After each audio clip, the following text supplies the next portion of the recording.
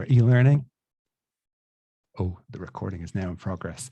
I'm going to do a demo of GarageBand. So if you have access to a Mac, if you're on a Mac right now, I recommend, if you don't have it already, go to the App Store, download it. Because what we're going to do is, after I do the demo, I'm going to give you about 15 or 20 minutes to actually try it out yourself. So if you have a Mac today and you're using one, I recommend you download GarageBand, and you'll have enough time to start playing around with it. If you don't have a Mac, that's okay. What we're going to do is the rest of us will stay and have a discussion about some of the topics that we've talked about so far, and maybe some Windows alternatives to GarageBand. And then maybe at the end, at the closing, if people feel like sharing what they did during those 15 or 20 minutes, it is possible to come up with these short little excerpts of music to use in an e-learning object. If people feel like sharing it, I'm going to show you how you can share those tracks with me, and we might be able to listen to them together. I thought that might be fun. But as I said, we'll start out with this quick survey. So again, if you want to open another tab on your computer, or what I like to do with Menti is actually go onto it on my phone. If you go to menti.com, and again, that code is 9387134, you'll be able to take part in this little sort of audience feedback section, because I'm keen to hear what your experiences are. So my first question for you is, have you edited a video before? When I'm talking about e-learning today, I don't want to limit it to just videos. The reason I'm asking this is because there's going to be some transferable skills that I think are there. And I figured with this crowd, there's a good chance that a lot of us have. I said not yet instead of no, because I feel like everyone should try it at least once. Okay, so this is looking really good. I'll talk about this a little bit more as we go on. But just as a quick temperature check for the room and where we're at, this is really good for me to know. Perfect. Okay, next question then. Do you use music in your e-learning projects? So again, I don't want to limit it to video. That's probably where our minds go first. But do you use intro music, background music, music over the credits of your videos, things like that? So I'm seeing a lot of nevers. I'm seeing a few sometimes. No one out there always adds music to their projects, but I'm seeing a good few sometimes. Almost half are saying sometimes. And a lot of people have never done it before. Okay, this is good for me to know too. Excellent. Okay, my next question is, why would you use music in an e-learning project? So whether it's a video or maybe some of the immersive environments that we've just seen showcased, why would you incorporate music in there? So someone's saying it's an introduction. So that's a nice way to kind of set an intro to something. It adds interest. This is great. It makes it catchy. Yeah. So definitely gives people something to hold on to. If the person who recorded the video is extra boring, yeah, it can make it a little bit more exciting. Someone here is saying they wouldn't beyond an intro and an outro. And there's good reason to take that approach that we'll hopefully talk a little bit about later on. It lightens the mood. It grabs attention. It's an attention grabber, a way to connect. It makes it more professional. It looks professional. Student engagement. What else am I seeing here? It's more professional or fun. It makes the content more interesting. Sets a mood. So I think we've covered most of them here. I'm just going to see if any more scroll by. But yeah, there's a few things that have popped up there. It can create a theme. That's a new one there that I'm seeing. But it does help something seem more professional. It can lighten the mood. Sometimes in libraries, we're dealing with super dry content. So that's a really great way of hopefully making it seem a little more interesting. I saw someone there, enhances a part where no one is speaking. Yeah, if you're doing a screen capture or screencast and you're just waiting for a page to load or something, or you're showing something happen in real time, it can help. It assists auditory learners. Allows an opportunity to dance. I love that answer. That's great. And branding as well. Yeah, you can use the same theme music over a series of videos or a series of e-learning objects. So this is where I would be coming from too. A lot of those ideas are the reasons that I would tend to use music in e-learning objects. So it feels like we're very much on the same page here, which is great. Now, to those of you who sometimes use music in your e-learning projects, Do you agree with this statement? It's easy to find great music that I can use in my projects.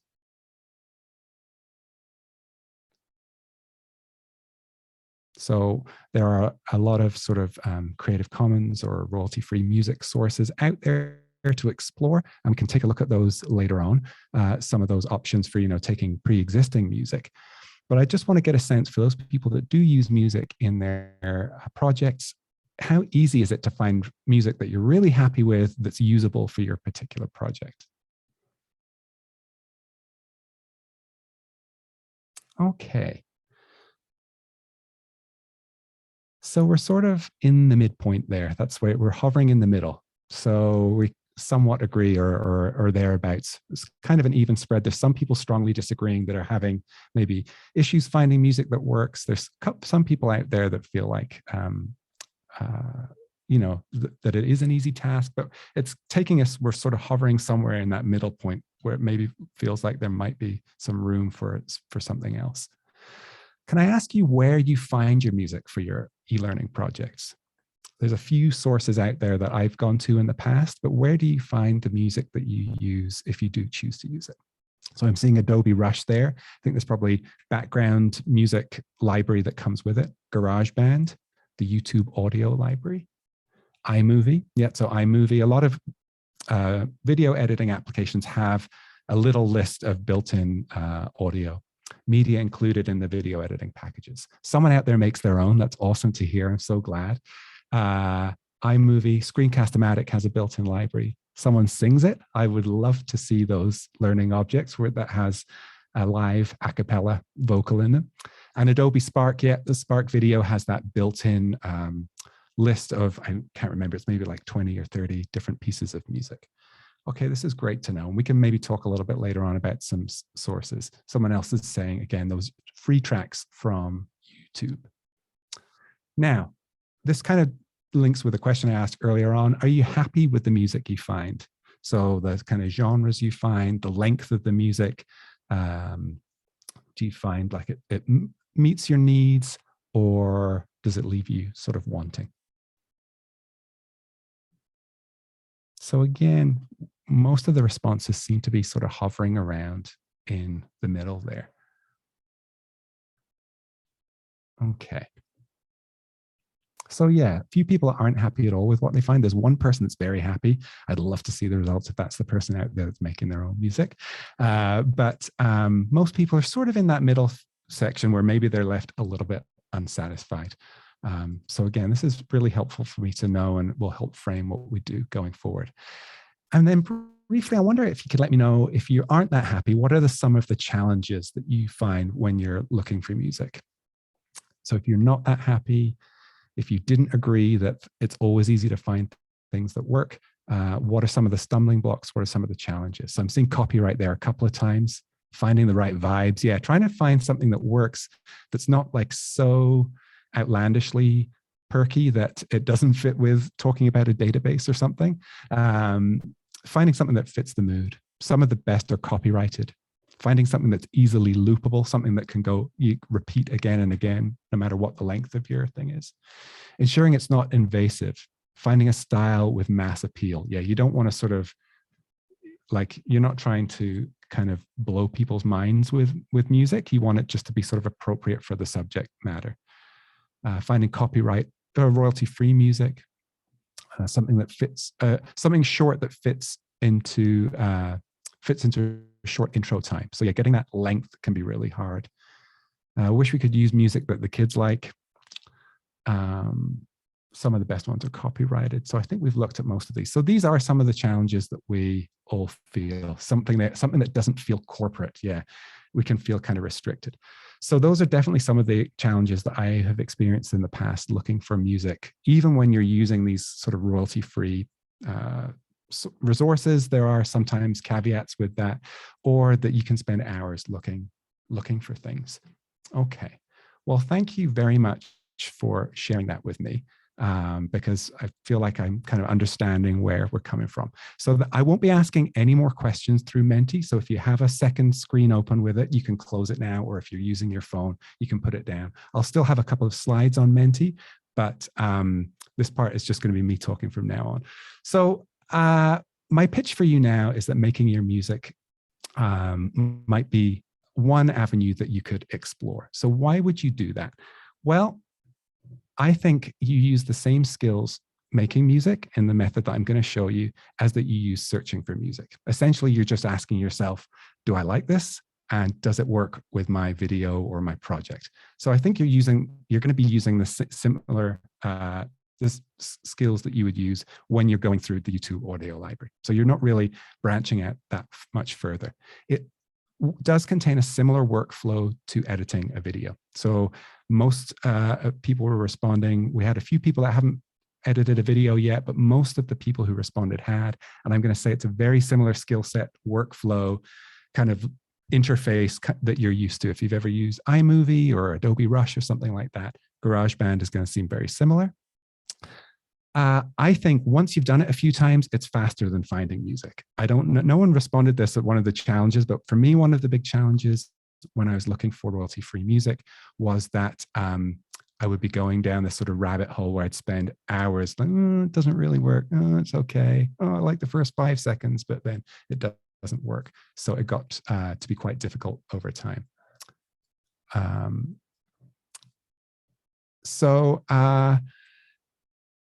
I think it can be faster once you've done it a few times to make your own. I also think you can get better results or at least unique results. I don't know how many people, I know I've used it before, but then I get embarrassed when I hear it in other videos because I realize that everyone else did the same thing. Where in, say, iMovie, they've got like 4 or 5 pieces of background music, and I've heard that. I can't whistle today for some reason. And I've used it in videos and I've heard it so many times. I'm like, oh, it's used so much in videos. The same thing happens, I think, with Adobe Spark background music. So I feel making your own means you'll come up with hopefully more unique results. And then lastly, I will say that I think it's a very rewarding experience. And I feel like at the moment, when we're in this sort of remote work environment, we've been through a difficult couple of years. Anything we can do in our working day that's sort of creative and fun and enjoyable and rewarding is a good thing to sort of incorporate into our workday. So I think it's a very rewarding experience. And if you don't believe me, the next screen I'm going to share is something that we received on our YouTube channel, Humber Libraries, was this comment from Todd Murray.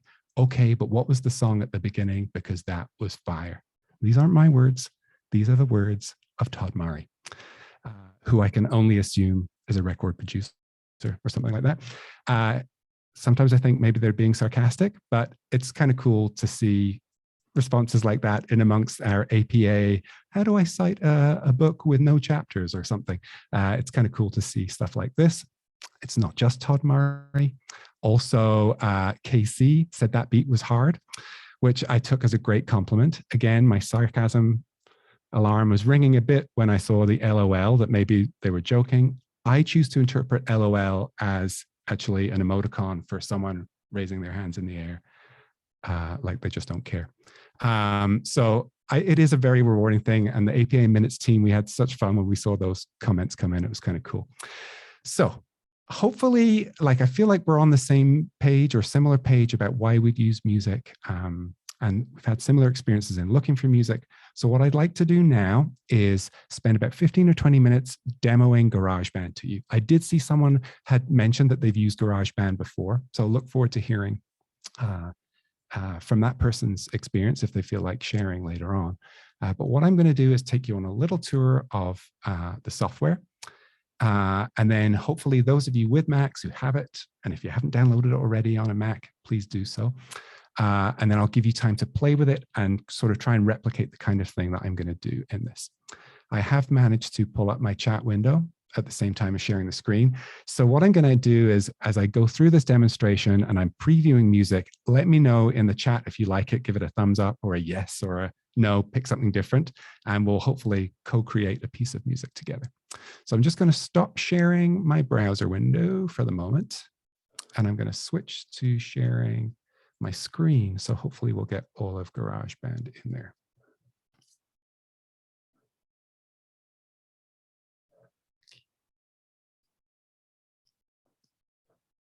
Move this stuff over.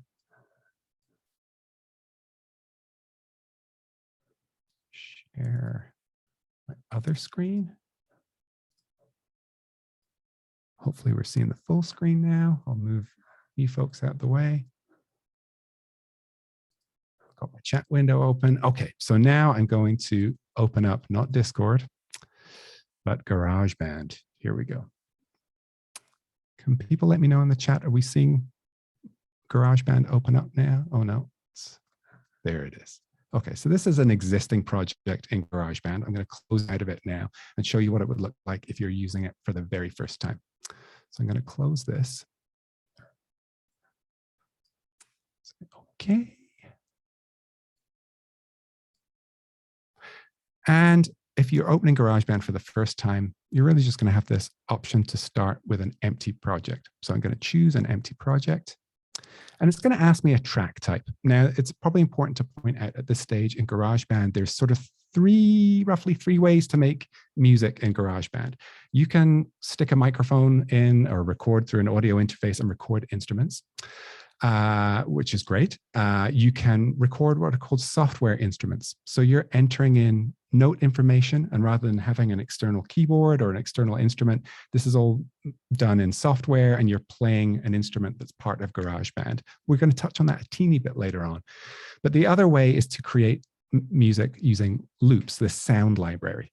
And that's what we're going to be focusing on today, is just using these pre-existing loops to create music. So it doesn't really matter which one of these you choose. For everything today, I'm just going to recommend that you just stick to the defaults if you're using it for the first time. So I'm just going to act as if I'm recording with a microphone. And you can see there, it's picking up my microphone. I'm actually not going to use this track at all. Before I jump into the loops, I just want to give you a quick tour of the interface. And as I said, it should be it's a fairly familiar feel to video editing, in that you've got a timeline that you have your media in. You're going to have different tracks here. So in a video project, you might have, a video then with your title overlay or something. We're just going to be layering tracks rather than visuals. And we've got our transport bar up the top here, so our play, stop, rewind, etc. There is a metronome at the top. Here, let me get my magical mouse. I'll show you this. This metronome is going to be going all the way through, so I recommend turning that off when you're making music with loops.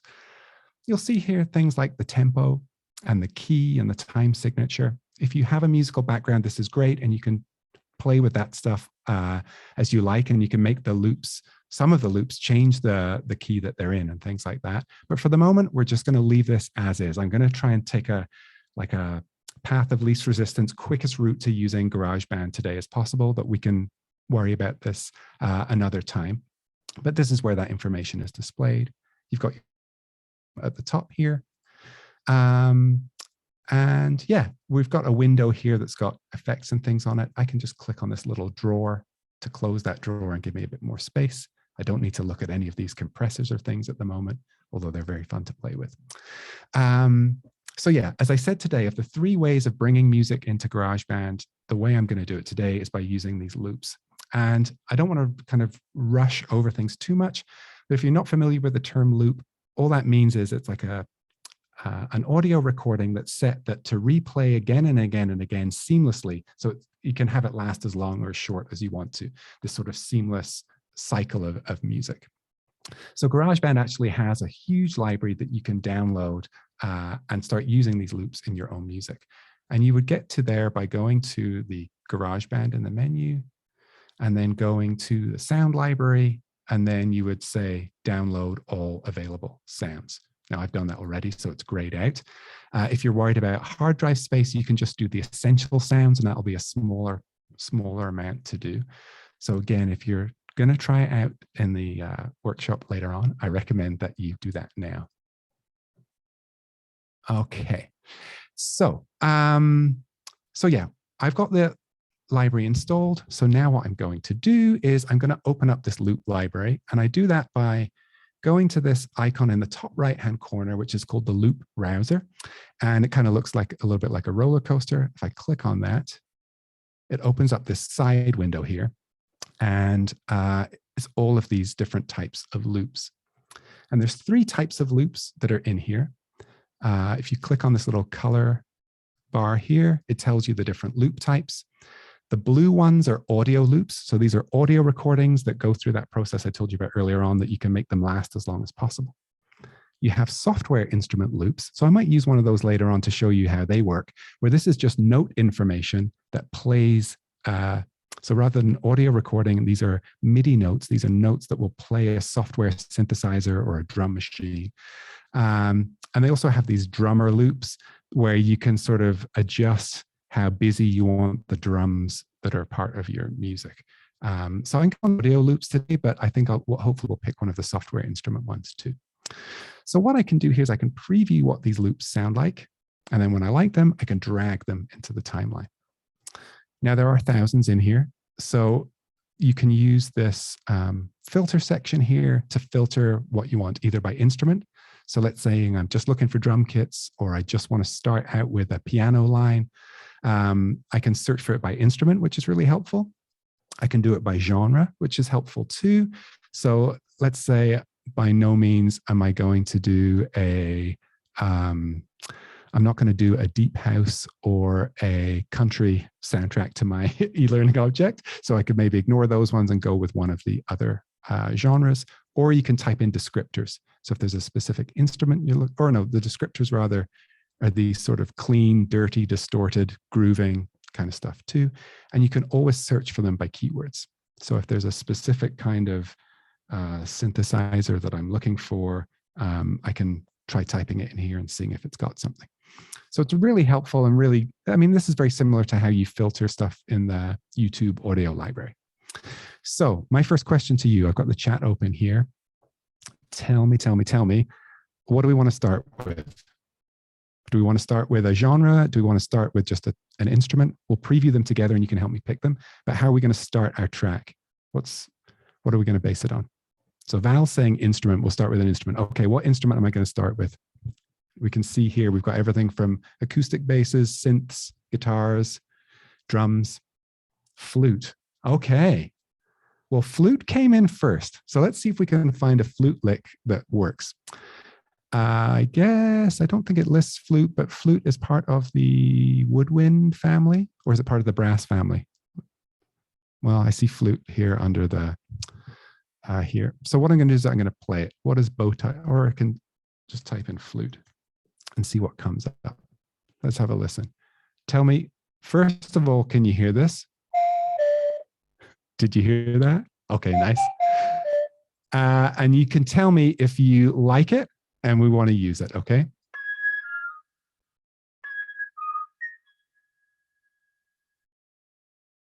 Not seeing anything yet, so I'm going to move on.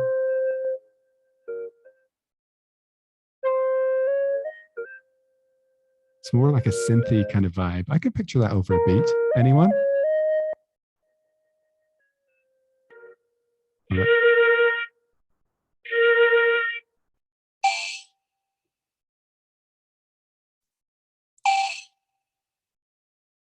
That's very minimal, that one. Jordana wants to hear Jazz Hustle. Let's hear it. Oh, yeah. Anyone else picturing Ron Burgundy right now?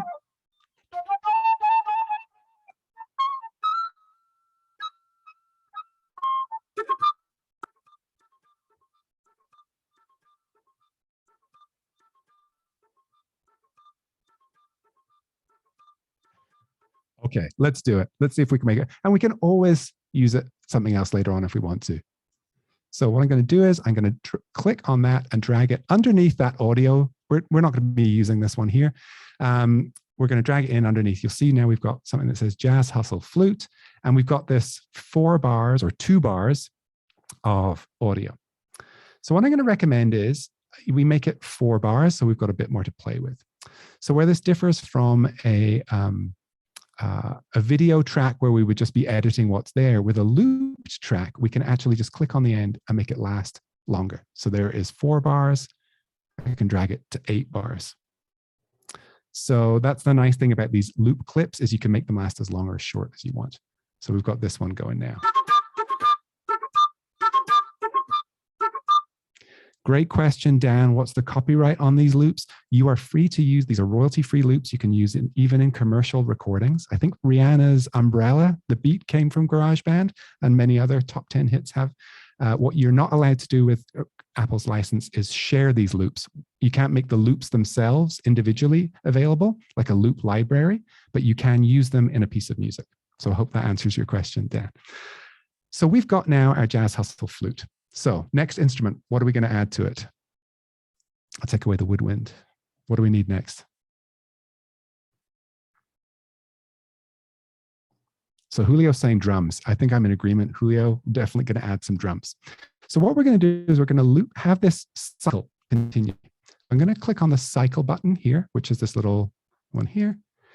This gold bar appears at the top. And basically what this means is it's just going to replay this one section of my timeline. So let's have this going. And now I can preview any of these other ones on the top, and it's going to match the timing of it. So I'm going to go down to drums, and let's try some out.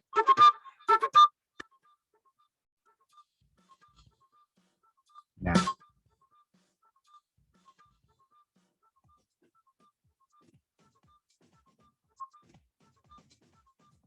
I'll drop it down a little bit. Okay, let me know if you hear something you like.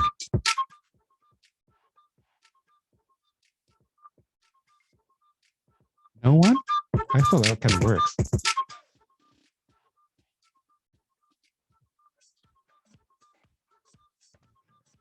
What we might want to do is limit by genre here.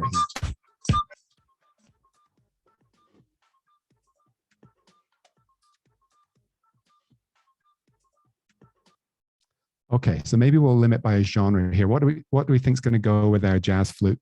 We go with maybe a hip hop. What are these vintage breaks here?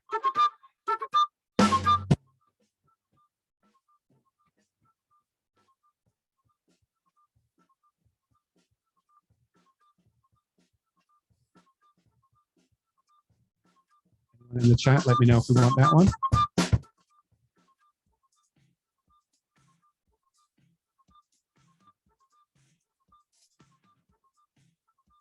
Okay, we're going to have to pick one of these.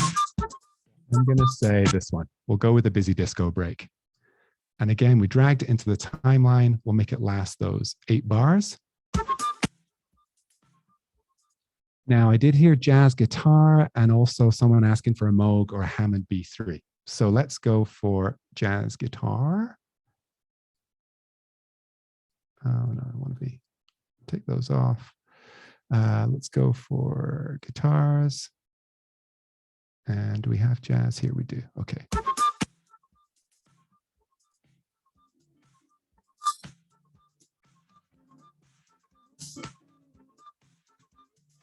Kind of works.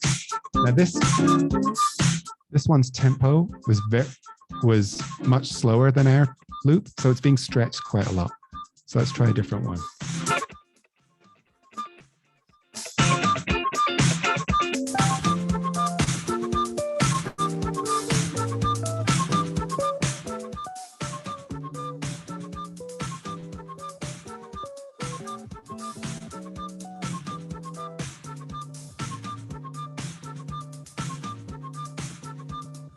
That one kind of works. Hopefully the audio is coming through. In the absence of comments, I'm going to just pull that one in.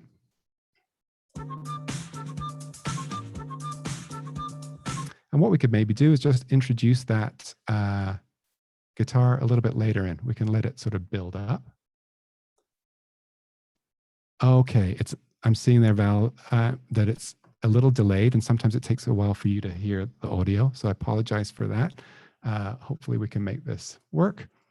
And then let's see, I know Dan asked for a Moog or a Hammond.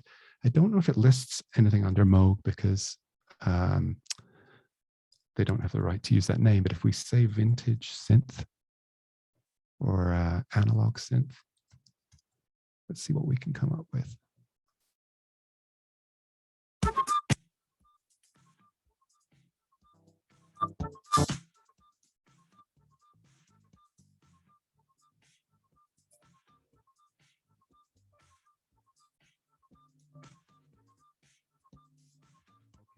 think that guitar might be a little bit too much for this, but let's try the rest. Let's try the rest.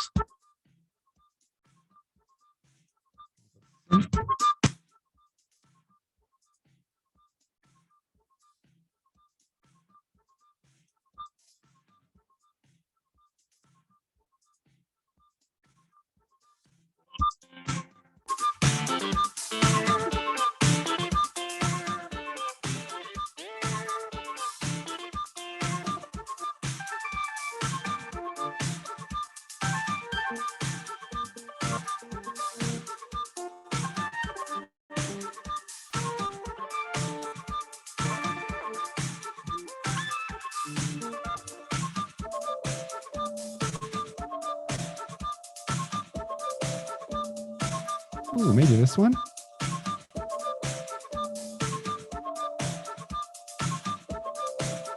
Okay, I'm going to pull this one in just because it's one of those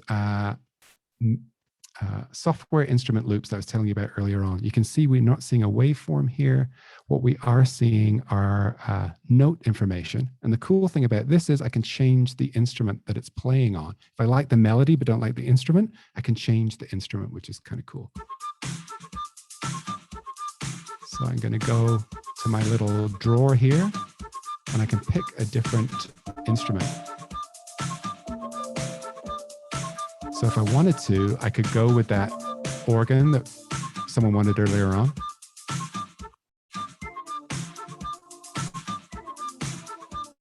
So same melody, but different instrument. So it's very cool and very versatile. So maybe we'll leave that in.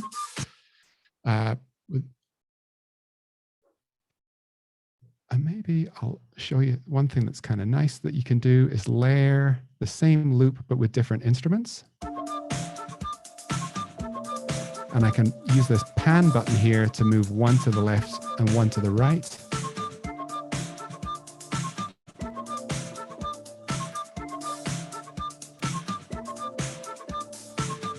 I hope that's coming through. I know it's kind of tricky sometimes to stream a program like GarageBand, like while you're using Zoom. But hopefully we're getting a sense of it. So what I'm going to do now is a couple of quick things, and then I'm going to give you some time to play. I'm going to turn off this cycle for a second, because this is what it would sound like if we just use the music as is.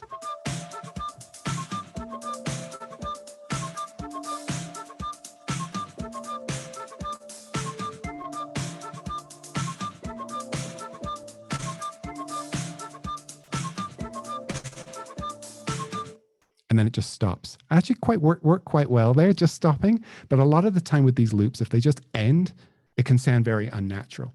So what I often recommend people to do is just extend the loop on, not the full cycle, but just that first beat. Let me just, can I zoom in here?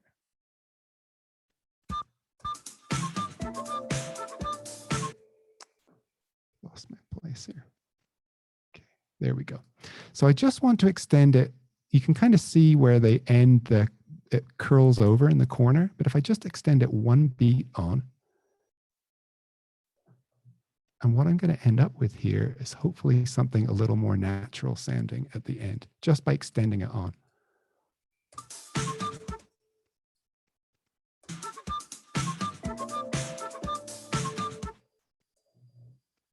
Maybe.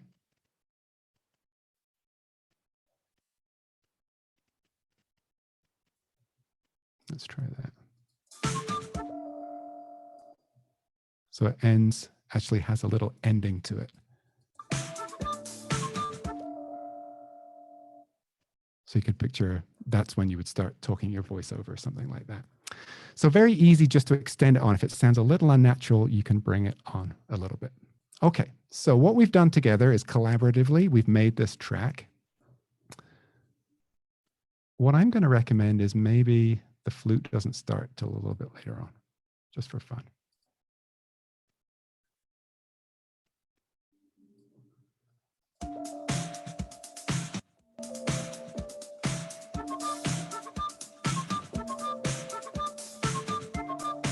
Okay, So now we've got this track that's probably, I don't know, maybe 10 seconds long. We could use that at the start of a video. The saving process is very simple. It's a two-step process. So if you've used Audacity or any sort of video or audio program, you'll know that you have to save the project and then you have to export your, in this case, music. So to save the project, I just go File, Save As, and I'll call this eLearn libbeat. So now I can go back to this project and work on it later on. If I want to export that MP3 of it or as an audio file, I now go to the Share menu and want to export the song to disk. So it's going to take all of this and save it as a stereo file. Okay, so by default, it's an MP3, but if you're going to be using this, say in a video editing program, I would recommend the WAV or the AIFF format. Just for today, I'm going to do MP3 though. And now, somewhere on my computer, I'll have that file that we just exported.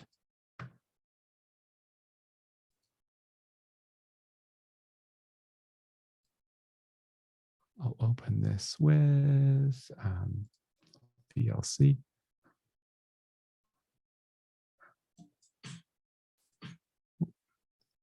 Don't think you can hear that yet. You should do it now. Can you hear this? Is this coming through?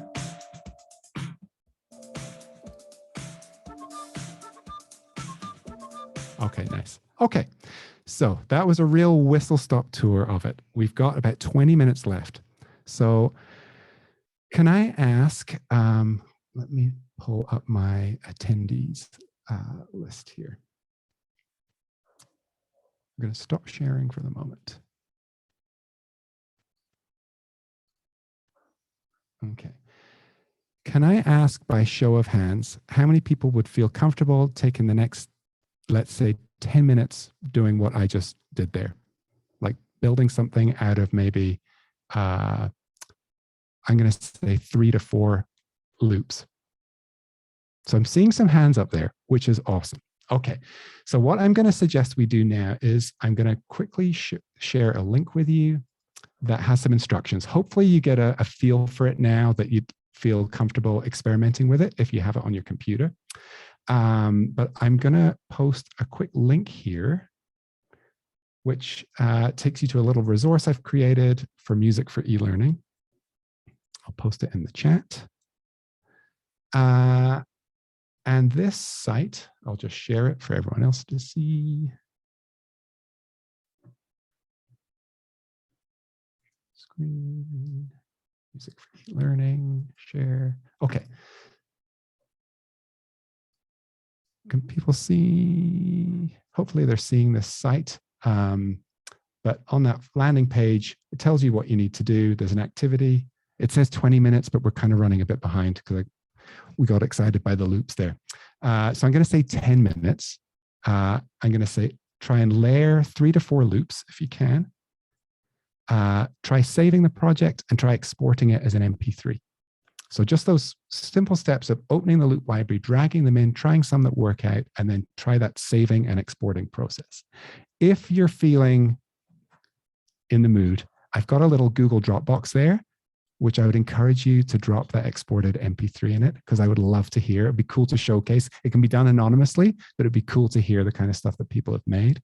And if you get it done in 5 minutes, I say try doing 2 of them. Does that sound good?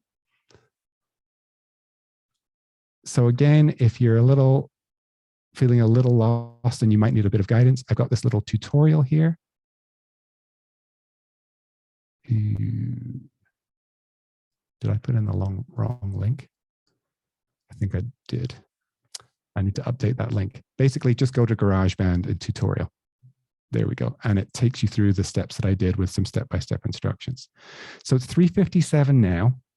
Can we meet back here at 4:07? Those people who are on Macs, go and play. And the rest of us can stay here and have a discussion. If you're going to play around with GarageBand, feel free to stay in the chat. And if you have any questions as you go on, I'm going to try and keep an eye on them. Okay, I'm seeing some hands up. Is that still hands up from who here is going to give it a try? Or is it hands up with questions? It was the former. Okay, cool. Okay, so back at 4:07, we'll sort of come back. And then for the rest of us, for the next 10 minutes, it can really be whatever you want it to be. Does anyone have any questions about what you've seen so far? Any comments about using music in an e-learning project? Or any good sites that you want to recommend for just finding royalty-free music? You see one question coming here: would we be able to create on an iPad and then bring it into one of our videos?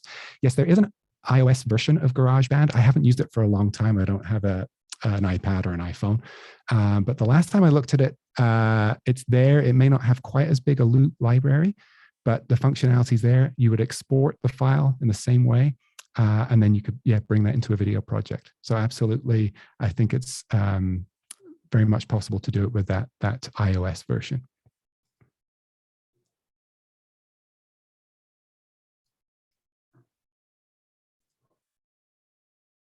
Well, what I'll maybe do now is I'll showcase you that site that I just previewed for the others. Close that here. Zoom is always throwing things all over the place.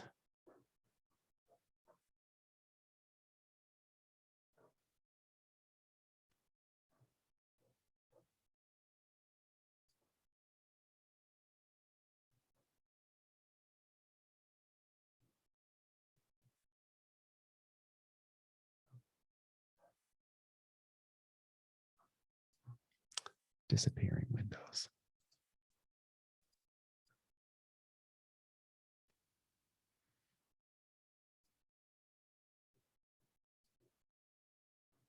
Okay.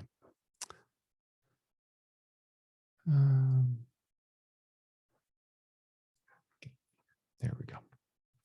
So this site is, again, one I've just set up for today. That has the agenda for today's session. Under why use music, it's a lot of the stuff that we covered earlier on. You're there, I think, for why you might use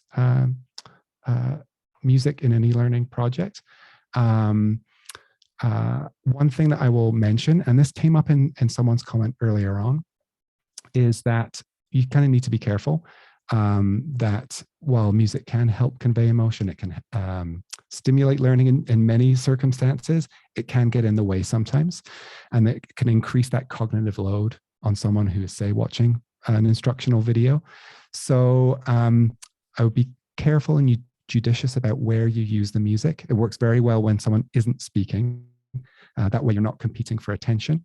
And that way, from an accessibility perspective, there won't be there'll be less chance of issues with people distinguishing vocals or a narration over the top of music.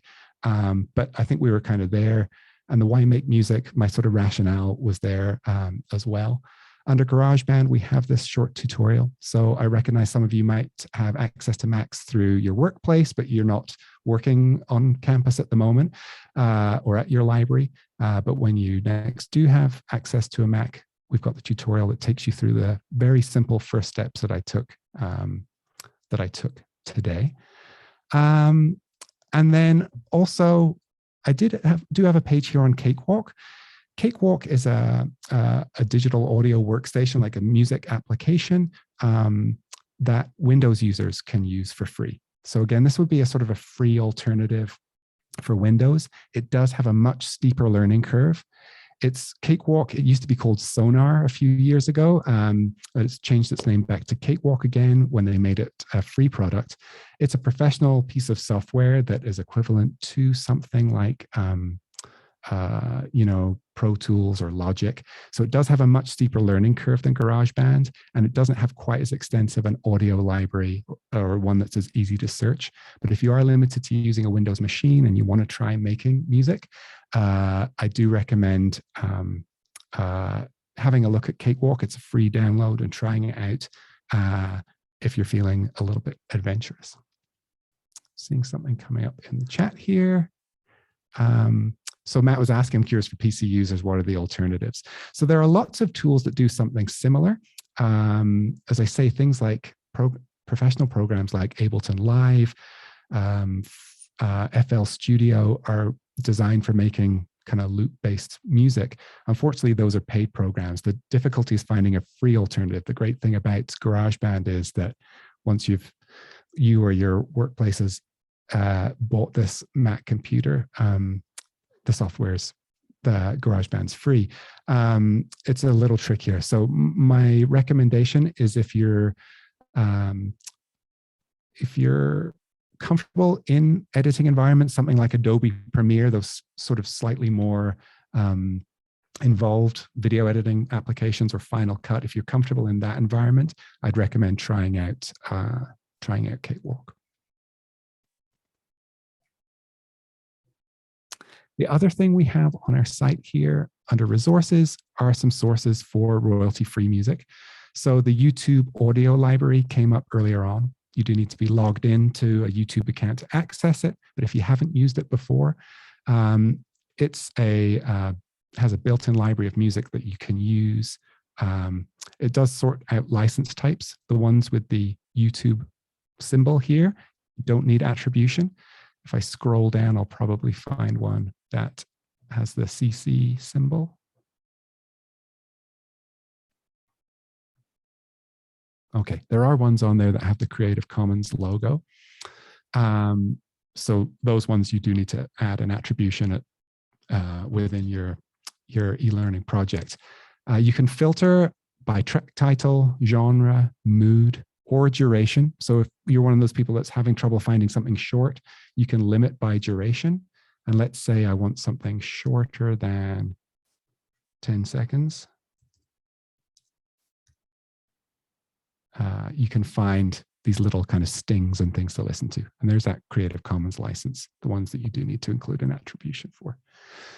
Other resources that we have listed on the site would be CC Mixter, which is a site where people can upload their own Creative Commons music that they've created. And they also include things like stems, so the individual samples that are used in a project. So you can make your own music out of someone else's individual tracks. Upbeat, we used to talk about Jamendo, but Jamendo has a paid model now. They still use that, still involved with Creative Commons, but they sort of have a subscription model. Upbeat is something similar to Jamendo, if you've ever used Jamendo in the past. About 50% of their catalog is available with a free account, and then the full catalog is available with a paid account, but there are thousands of songs in this Upbeat tool. And then there's the Free Music Archive, which is an archive of free music. Most of it is licensed with most of them have open licenses, but some of them have specific, as with other Creative Commons licenses, specific use cases for them.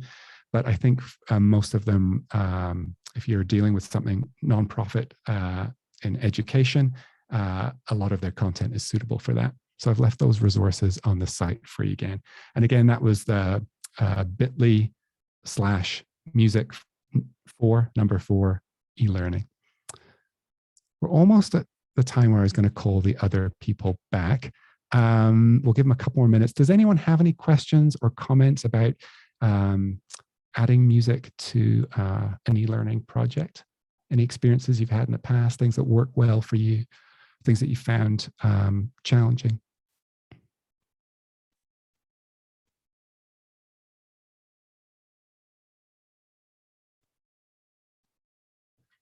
Okay, what I'm going to do is I'm going to stop sharing my screen for a second.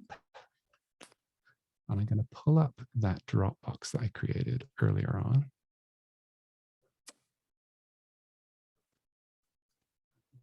And I'll see if anyone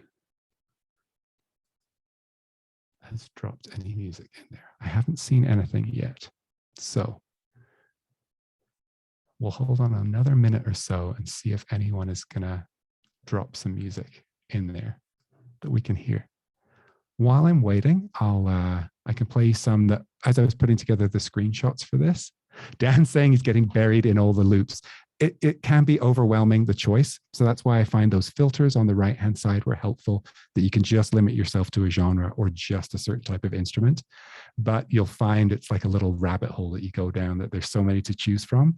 And you'll find lots of variations that work well together. Okay. So what I'm going to do now is I'm going to share a couple that I created just while I was creating those screenshots for the tutorial. So again, just 3 ingredients: a melody, a drum beat, and a deep bass line. This is another one.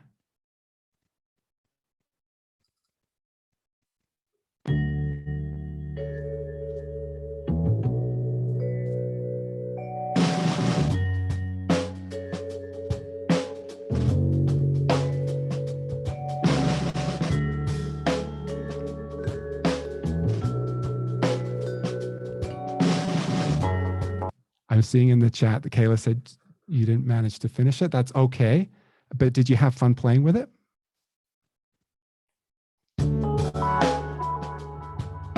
Yes, that's great to hear. Lots of fun.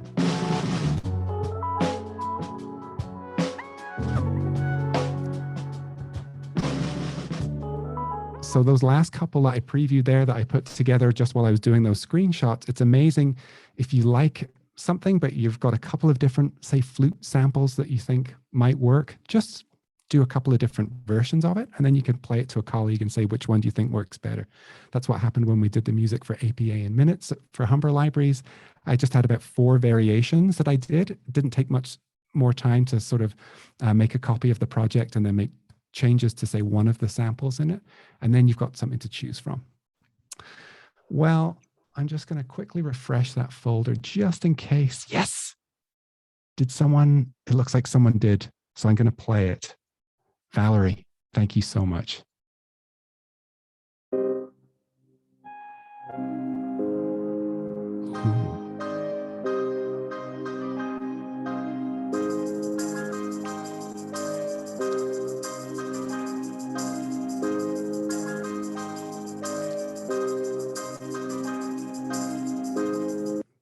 I love it. That was awesome. I was just waiting for the beat to kick in. That was incredible. Thank you so much for sharing that. Okay, so we're coming sort of to a close. I will keep refreshing that folder just to keep an eye on it. Yes, round of applause for sharing that. That was wonderful. I'll keep an eye on that folder just in case any more drop in. But really, just to sort of sum up what we spoke about today.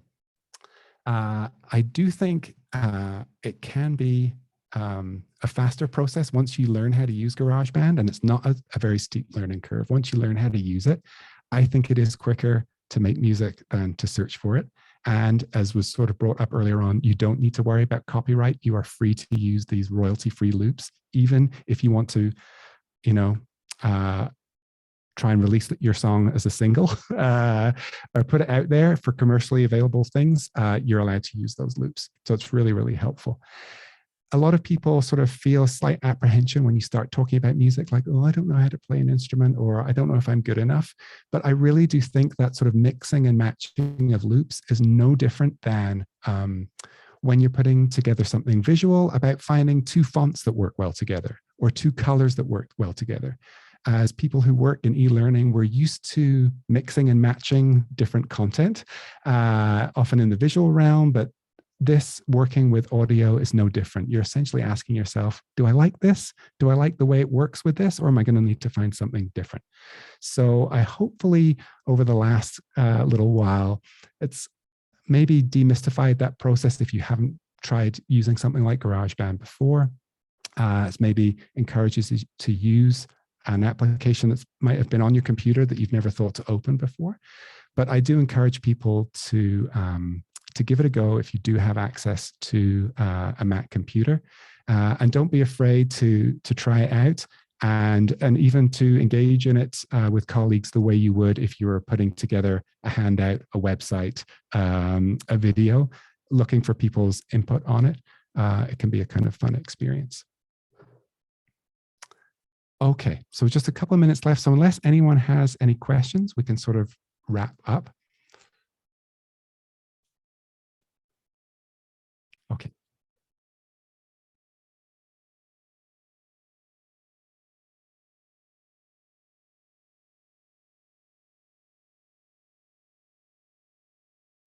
Well, thank you, everyone. And thanks for being fearless and trying, those of you that tried it out. My suspicion is we might have lost a couple of people because they're deep into nodding their head along with whatever music they're making.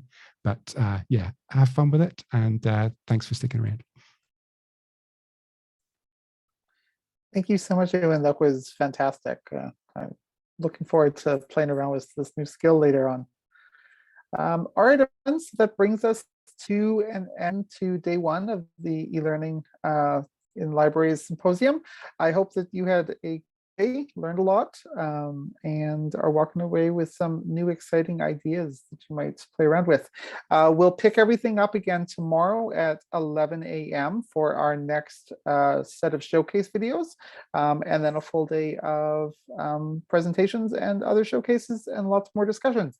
So thank you so much. Enjoy the rest of your evenings, and we will see you here bright and early tomorrow. Thank you.